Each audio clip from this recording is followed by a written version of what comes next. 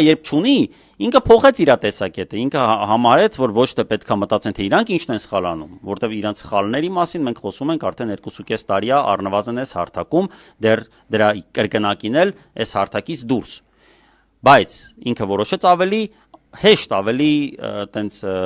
իր համար ավելի ընդունելի ճանապարհով գնալ, փորձել լրացնել այն մարդկանց, ովքեր այլախոհ են հանդիսանում իրան, ովքեր տենց իրան նեղացնում են, որովհետև ինքը տենց